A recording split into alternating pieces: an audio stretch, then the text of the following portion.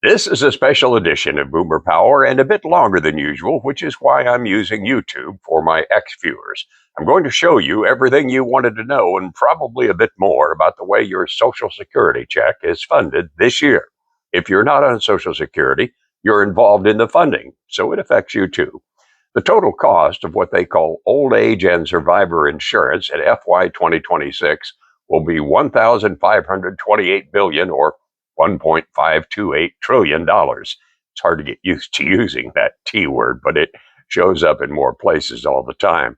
The numbers I'll show you will not include disability insurance, which gets 14.5% of Social Security payroll tax, 85.5% of that 12.4% payroll tax for Social Security goes to the Old Age and Survivors Fund, from which many of you and I get our monthly Social Security checks.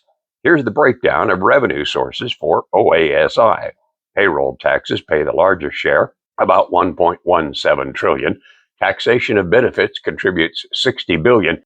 Interesting note here, if you pay taxes on 85% of your benefits, the taxes you pay on the top 35% go to the Medicare Trust Fund instead of the Social Security Trust Fund. That was a Clinton move. Back to the chart.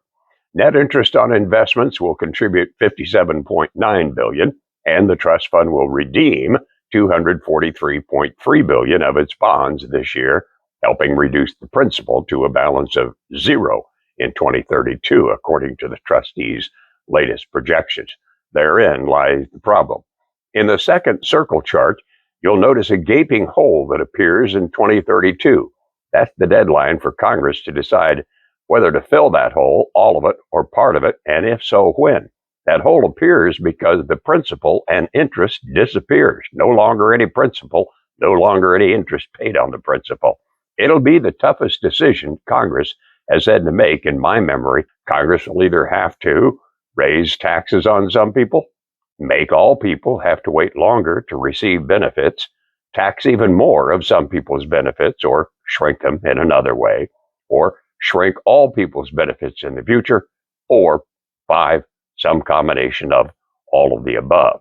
Most proposals in Congress, none of which are getting any traction yet, combine various features of the first 3 bad choices.